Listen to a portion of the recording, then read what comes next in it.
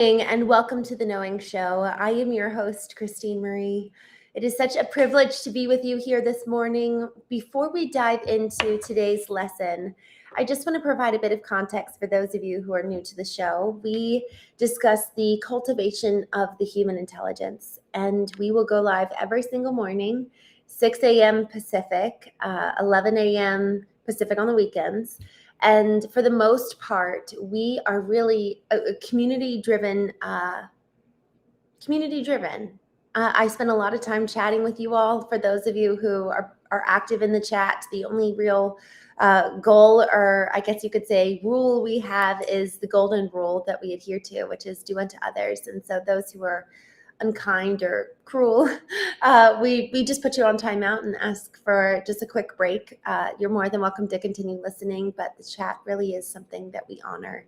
And we're excited over the next couple of weeks to actually build this out further so that the conversations that we have in the chat don't end there, but that we can continue having them in a different setting. There's been a lot of times where people have opened up about grief, they've opened up about loss, and we really want a place where we can continue to have those conversations. So I'm excited for the Knowing community to be built out over the next couple of weeks.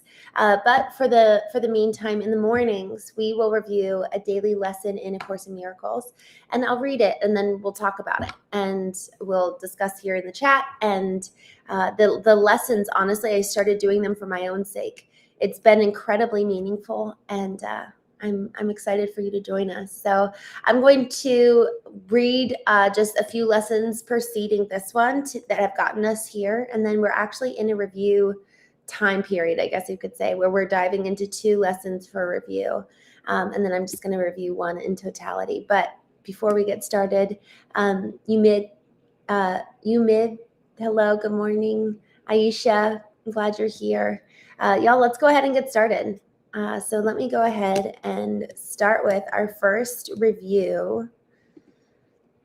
Lesson 121, forgiveness is the key to happiness. Lesson 122, forgiveness offers everything that I want. Lesson 123, I thank my Father for his gifts to me. Lesson 124, let me remember I am one with God. Lesson 125, in quiet, I receive God's word today. Lesson 126, all that I give is given to myself. And I'm actually going to choose that one, lesson 126, to go back and do a review of. So I'm pulling that one up. All that I give is given to myself. Today's idea, completely alien to the ego and the thinking of this world, is crucial to the thought reversal that this course will bring about. If you believed this statement, there would be no problem in complete forgiveness, certainty of goal, and sure direction. You would understand the means by which salvation comes to you and would not hesitate to use it now. Let us now consider that what you do believe in place of this idea. It seems to you that other people are apart from you and able to behave in ways which have no bearing on your thoughts, nor yours on theirs. Therefore, your attitudes have no effect on them, and their appeals for help are not in any way related to your own. You further think that they can sin without affecting your perception of yourself, while you can judge their sin and yet remain apart from condemnation and at peace. When you forgive a sin, there is no gain to you directly. You give charity to one unworthy merely to point out that you are better, on a higher plane than he whom you forgive. He has not earned your charitable tolerance, which you bestow on one unworthy of the gift, because his sins have lowered him beneath a true equality with you. He has no claim on your forgiveness. It holds out a gift to him, but hardly to yourself. Thus is forgiveness basically unsound, a charitable whim, benevolent, yet undeserved, a gift bestowed at times and other times withheld, unmerited. Withholding it is just, nor it is fair that you should suffer when it is withheld. The sin that you forgive is not your own. Someone apart from you committed it. And if you then are gracious unto him by giving him what he does not deserve, the gift is no more yours than was his sin.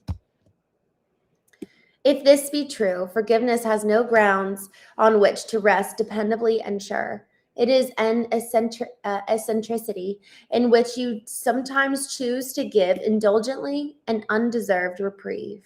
Yet it remains your right. Hold on, I have this fruit fly flying in front of me. Okay.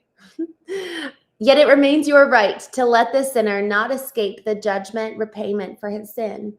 Think you the Lord of heaven would allow the world's salvation to depend on this? Would not his care for you be small indeed if your salvation rested on a whim? You do not understand forgiveness.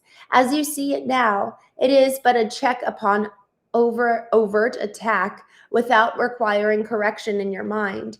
It cannot give you peace as you perceive it. It is not a means for your release from what you see in someone other than yourself. It has no power to restore your unity with him to your awareness. It is not what God intended it to be for you. Not having given him the gift he asks of you, you cannot recognize his gifts, God's gifts, and think he has not given them to you. Yet he would ask for a gift unless it was for you. Yet would he ask for a gift unless it was for you? Could he be satisfied with empty gestures and evaluate such petty gifts as worthy of his son? Salvation is a better gift than this, and true forgiveness, as the means by which it is attained, must heal the mind that gives, for giving is receiving.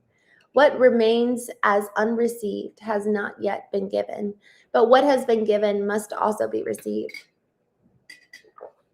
Today we try to understand the truth that giver and receiver are the same. You will need help to make this meaningful because it is so alien to the thoughts to which you are accustomed. But the help you need is there. Give him your faith today and ask him that he share your practicing in truth today. And if you only catch a tiny glimpse of the release that lies in the idea we practice for today, this is a day of glory for the world. Give 15 minutes twice a day to the attempt to understand today's idea. It is a thought by which forgiveness takes its proper place in your priorities. It is a thought that will release your mind from every bar to what forgiveness means and let you realize its worth to you. In silence, close your eyes upon the world that does not understand forgiveness and seek sanctuary in the quiet place where thoughts are changed and false beliefs laid by. Repeat today's idea and ask for help in understanding what it really means. Be willing to be taught. Be glad to hear the voice of truth and healing speak to you, and you will understand the words he speaks and recognize he speaks your words to you. As often as you can, remind yourself you have a goal today, an aim which makes this day of special value to yourself and all your brothers. Let not your mind forget this goal for long, but tell yourself, all that I give is given to myself. The help I need to learn that this is true is with me now, and I will trust him. Then spend a quiet moment opening your mind to his correction and his love. And what you hear of him, you will believe, for what he gives will be received by you. I'm jumping back up to the beginning. This is so important. When we first read this lesson, we were talking about what do certain words mean? Because if we don't address our current understanding and our own definition of a word, even our own bias, we're going to read through this whole thing, and you're going to be understanding it from a very different lens than I'm talking about it, along with all the different interpretations of it, because we all have a different understanding of the word forgive. And so if we immediately hear the word forgiveness and we attribute it very much like what she's talking about here at the beginning, where effectively, in summary, forgiveness, it feels unfair. It feels like something that we can give sometimes, but we get to withhold at other times. There's almost like it's a sacrifice. It's costly to you to forgive. Well, then this thought of forgiveness, the lesson is all that I give is given to myself. If we think that we're giving forgiveness and now we're actually lacking something, rather than it's a gift that we're giving to everyone at all times, and actually that same gift that we give away comes back to us, and it's in the giving we receive. Those are very different positions around forgiveness. One is that I am now more deficient and more lacking than I started out, versus the other perspective, which is I am now more full and healthy and alive and vibrant than before. So we have to understand, if I was to close my eyes and hear the word forgiveness, it's funny, even now as I say that, I feel a little like discomfort in my stomach, because that word forgiveness to me still has that what she says here, forgiveness is basically unsound, a charitable whim, benevolent yet undeserved, a gift bestowed at times, at other times withheld, unmerited. Withholding it is just, nor is it fair that you should suffer when it is withheld. Y'all, that line I think actually is the one that I resonate with the most. Forgiveness doesn't feel fair. And fairness, man, it's funny, for whatever reason, that really is something that can really get in my way.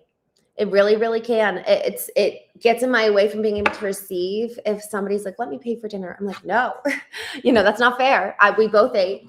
And it's been getting better, like that desire for fairness and learning to receive love has gotten better.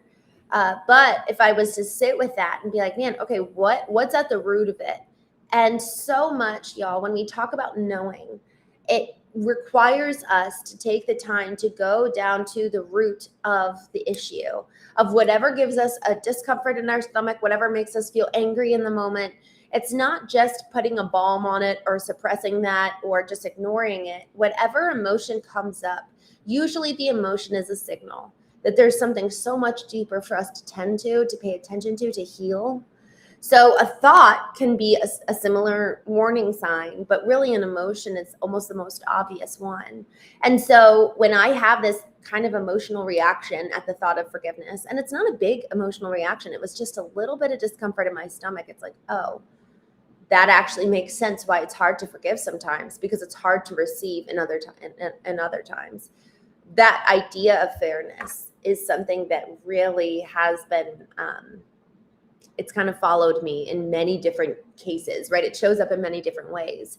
So at the heart of fairness, I actually think that I need to dig into that more, because that actually might be the root. It just manifests in these different ways. It's almost like if we were to look at all these different plants popping up in a garden, but then if you were to look subsurface, and see, actually, they're all coming from the similar root system.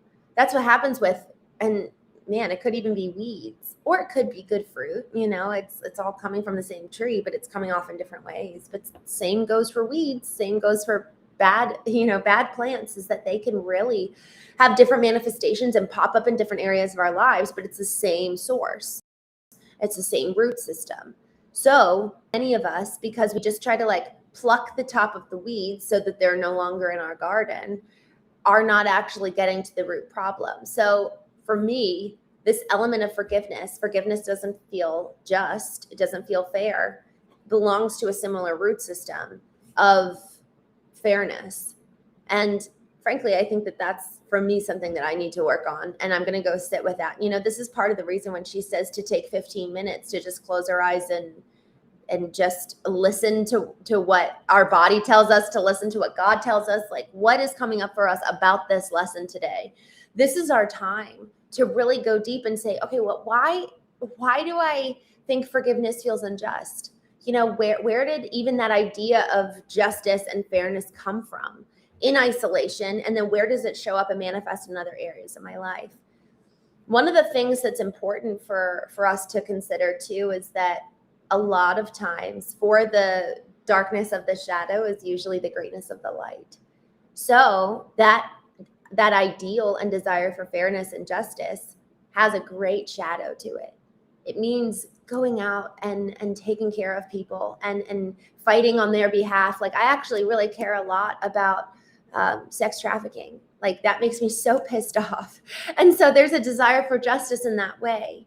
So where does light turn into darkness? Just a little bit. Usually it's in that gray area, where if it's so drastically in the darkness, we're all like, okay, yeah, I know that that's maybe an area I need to grow in. But usually it's in the fading of the light into the dark, where it's like that in-between time at dusk, where it can be hard to tell, is my motive clear here?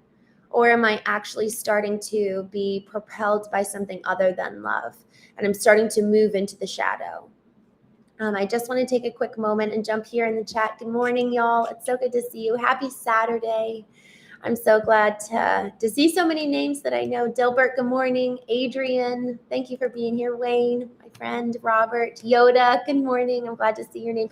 Yeah, I met a dog named Yodi last night. And we were like, why did you name him Yodi? And he was like, well, he showed us a picture of when he was a puppy, and he had these big ears, and it was the cutest thing. So Yoda, I'm glad you're here. And I met Yodi last night, and it was very cute. Quakebox, good morning. I do, actually. Good morning, Goose Hunter. I'm glad to see you. Thank you for joining. Robert, good morning.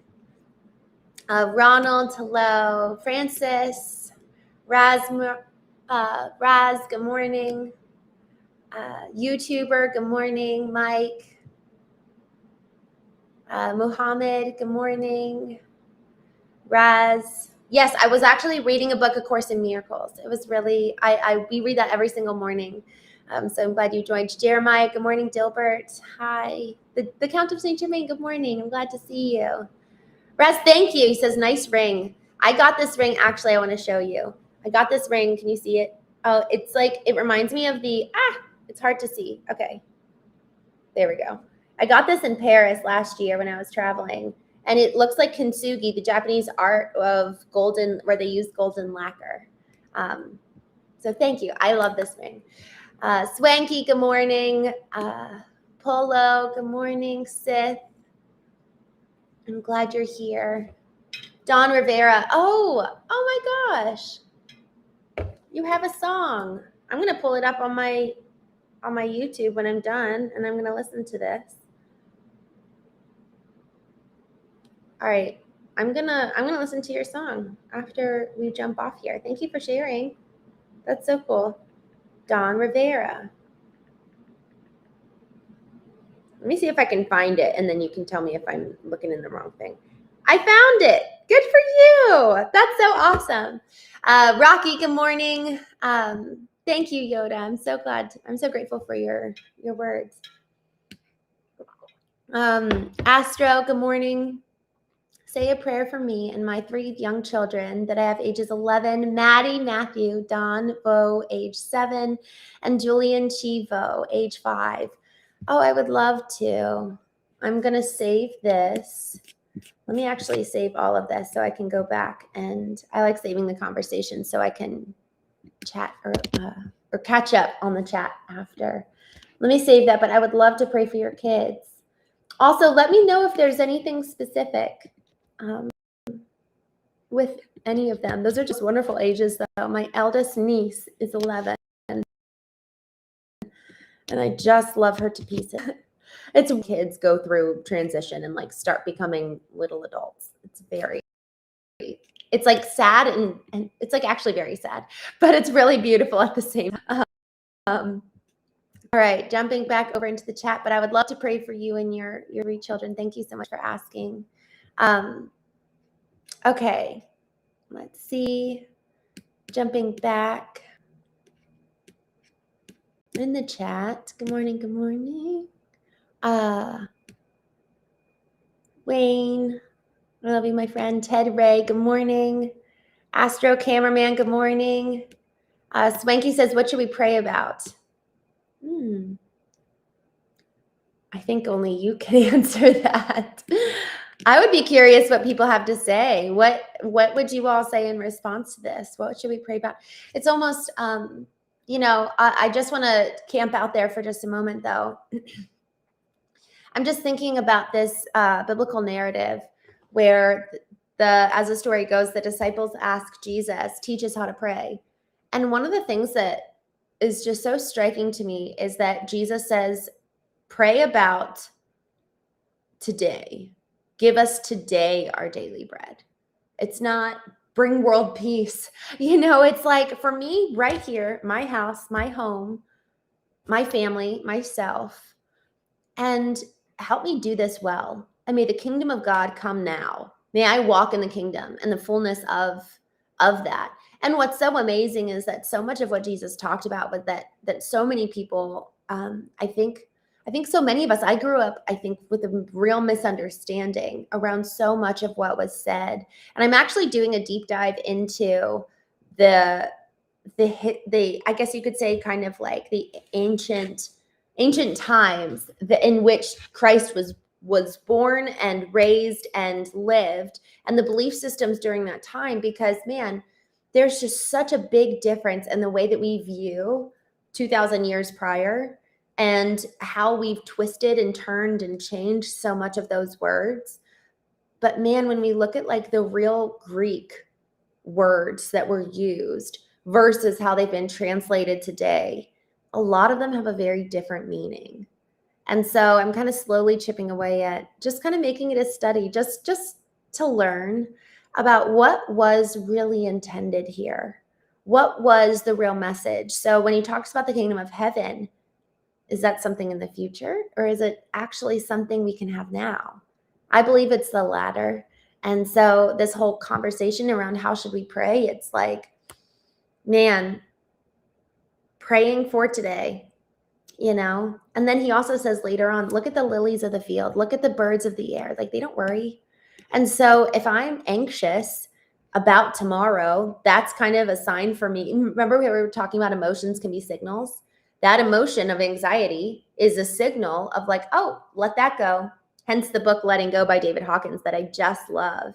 That book has made such a radical impact on me because especially as an entrepreneur, for all of my other fellow entrepreneurs listening, and we just talked about this 2 days ago, I did a presentation to a lot of entrepreneurs who are, all of whom are highly successful. We were talking about it's a really hard balance to be at peace and driven, to be driven and visionary and have big goals and big dreams and be moving towards something that is our mission.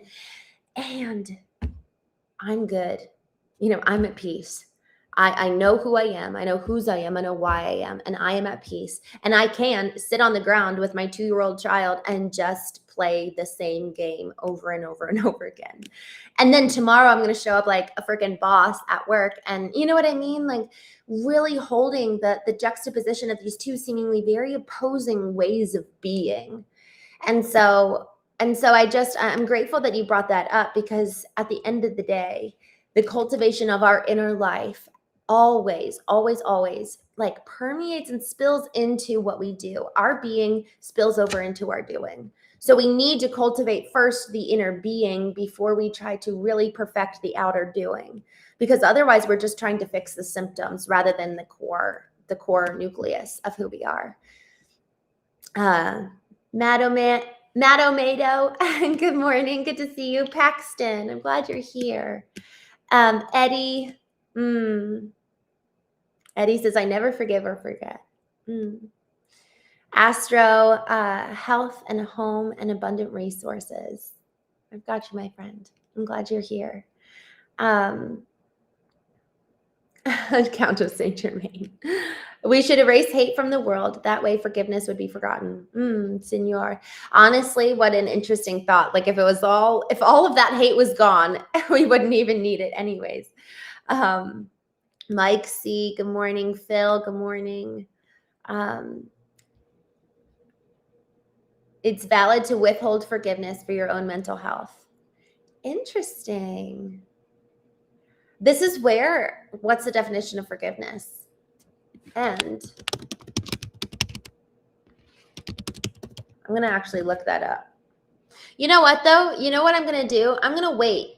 I'm going to make a study of forgiveness today in my vertical alignment time. So I'm going to go deep on what does this definition really, truly mean? Because y'all, with what was just said, it's valid to withhold forgiveness for our own mental health. If that's true, then all right.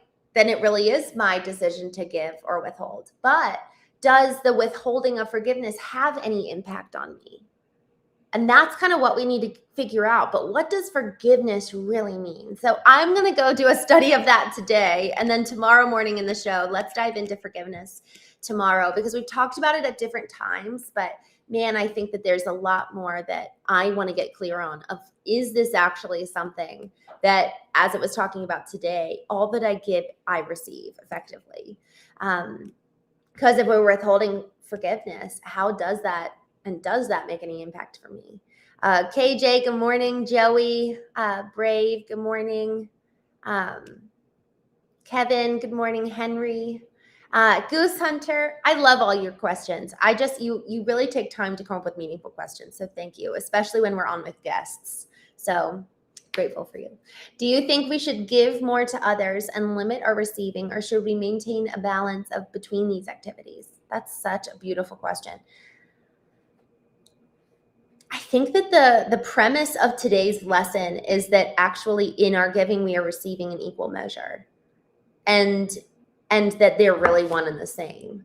So that which we give, we end up receiving. It's kind of like the law of attraction. What are we putting out? We're going to end up receiving it. So if we're putting out unforgiveness, we're going to start receiving that. And if we're putting out forgiveness, we're going to start receiving it.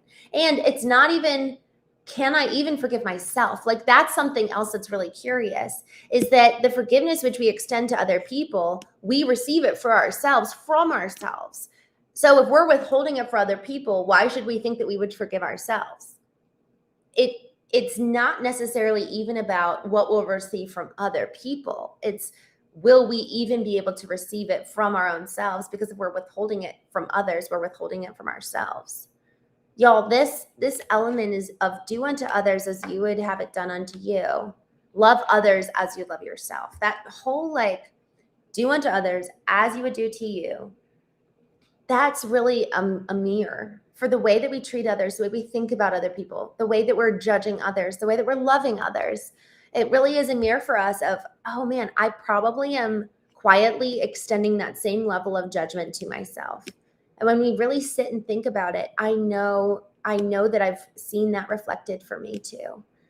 You know, I'm like, oh wow, if I'm being judgmental to them, I know that I'm being judgmental towards myself. Count of St. Germain says, I think it's more about when someone is giving to be okay with taking, do what feels right. Right. It's like being okay to receive in so many ways. Brad, good morning. Hello, my friend. I love this. I love that that's your title. This channel is about knowing who we are and knowing whose we are as well, and why we're here. So we talk about the cultivation of the human intelligence. Does being assertive distort the truthfulness of the forgiving process according to you?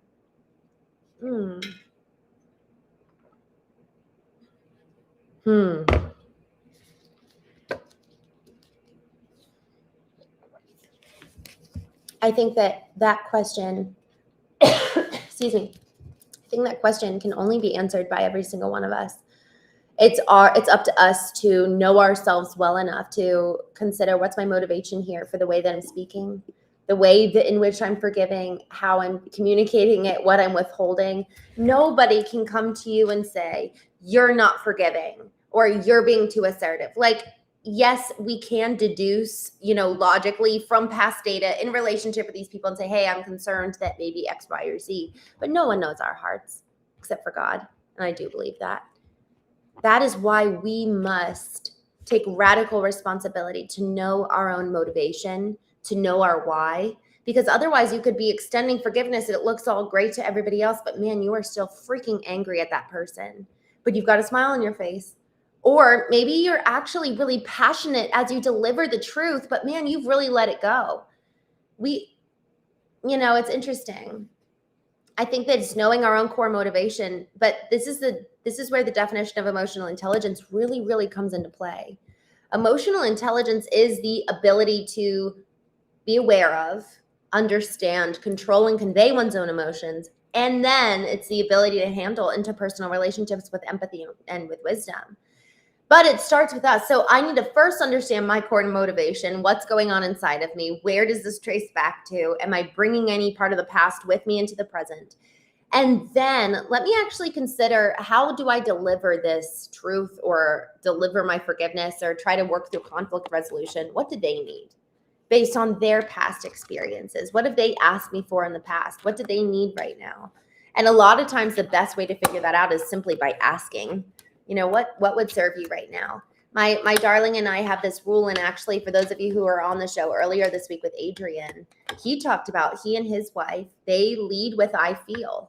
How are you feeling right now? Because understanding the emotional right hemisphere of the brain in addition to the left hemisphere of the brain, that those working in concert together are what really allow for conflict resolution. Otherwise, I'm going to be in my right brain, or he's going to be in his right brain, and then I'm in my left. And so there have been so many times in conflict with my darling, he's like, hey, move from here to here, move from your head to your heart. And I'm usually the one that needs to be reminded to, hey, activate your right side of your brain, activate your heart, drop down. It's not natural for me to do that, especially if I am feeling assertive and aggressive with the truth and I'm feeling passionate. It's usually more so in my head than down in my heart. Usually when I'm in my heart, I have a lot more softness, and I'm coming from a really soft, gentle place. But it depends per person. It depends on which person you're dealing with. I think that a mark of maturity is when we've moved from knowing just ourselves in any given experience to be able to sit with the other person in their experience and then bridging the gap. Bridging the gap is really a height of emotional maturity. Knowing how to cross the bridge and sit with them in their experience, knowing how to lead them across the bridge and help them to sit in yours. For the most part, people we love want to sit in our experience, but we often don't know our own experience well enough to be able to welcome them into it. Nor do we have the emotional maturity and skills and tools to go sit in theirs and then lead them back into ours, or vice versa. So it takes the first half, knowing our experience, and then the second half of being able to go sit in theirs and then bridging the gap. I love that question. Thank you so much, Goose Hunter. Turin, good morning. I'm glad you're here. Pavel, good morning. It's been a while. Joseph, good morning. Saba. Astro says to pray for his kids' good health, to be good kids while they are with their grandma, because, wow, I'm forced against my will back to Vietnam when I had been, I'm the United States. I've been in the United States of America since I was 6 years old. Wow. Astro, that is so devastating. Wow, my friend, thank you so much for sharing that with us. I'm so, so, so sorry to hear that. We just had a conversation yesterday with a gentleman named George, and we were talking about this a bit. So if you want to go back and listen to it, but man, I'm so sorry. That's really, really heavy. I will 100% be praying for you guys. 9, the Lord. I love that. Praying is a way of communicating with God and a symbol. I don't know what that last line means, but I love that it is a way of communicating with God. As 787, good morning, smarter than everyone knows. Good morning, Looney.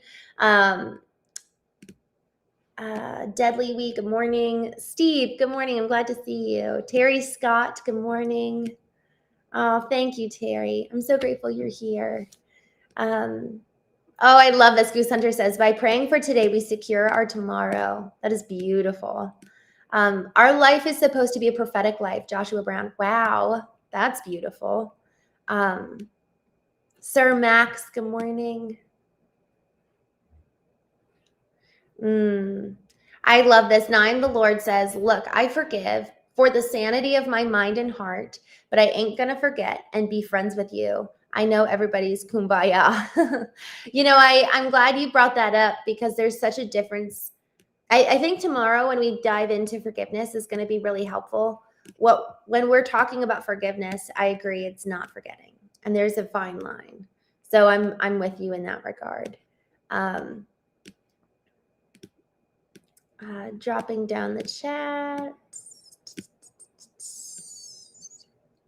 9, the Lord. No, I did not ban you. I'm glad you're here.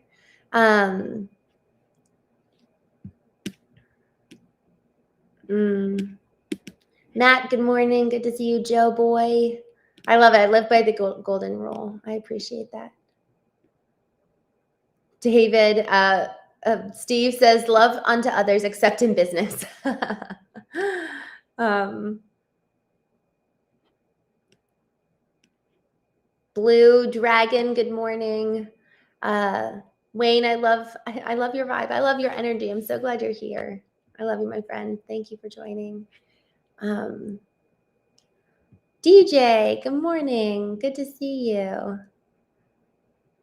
Oh, I'm so grateful. Don't forget the true meaning of this long weekend. To all my fallen brothers, to all the ones who have fallen in the 250 years of this great nation, lest we forget, honor the fallen.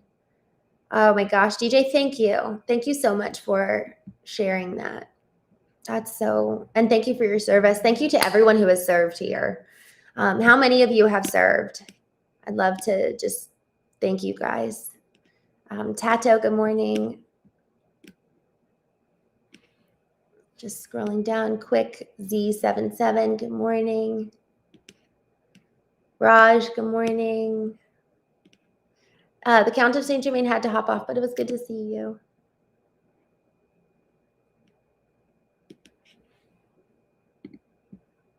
All right.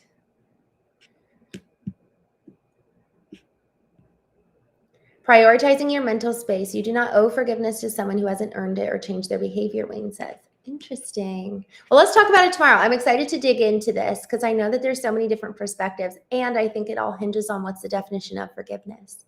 Joseph Cliff, it's good to see you. I'm so glad you're here. Sky King, good morning. It's night here. Where are you? You said Sky King Gamers. Abdul, good morning. I'm so glad you're here.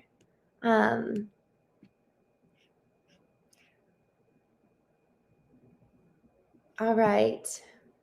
Matt, thank you so much. Christine, do you think we should forgive only for ourselves or also for others? Or should everyone forgive for themselves?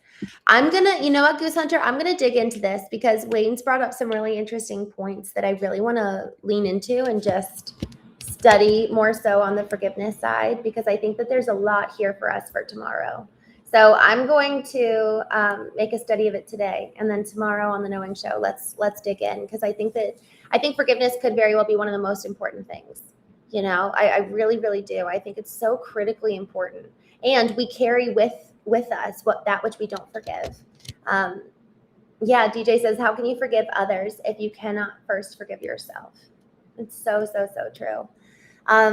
Y'all, thank you so much for joining. It was so good to see you. I am going to jump off, but for those of you, as DJ said, for those of you who have served, thank you for giving of your life and so many other things, your body, your soul also. You know, it was really truly all encompassing of every part of you. So thank you so much for doing that for all of us. We're better and safer because of you. Gary, good to see you. Larry, thank you so much for joining. Callum, Barry, good morning from the UK. I am Gigi. Yes, absolutely. I'm actually hoping to go to the UK this October. So hopefully we can gather folks together and get together. E-Man Castle Wall. It's been so long. I'm so glad to see you. Steve, goodbye. Steve Stano, goodbye. Thank you, Phoenix Flame. Larry, thank you all so much for joining. I will see you tomorrow. We're going to go live at the same time, 11 a.m. Eastern.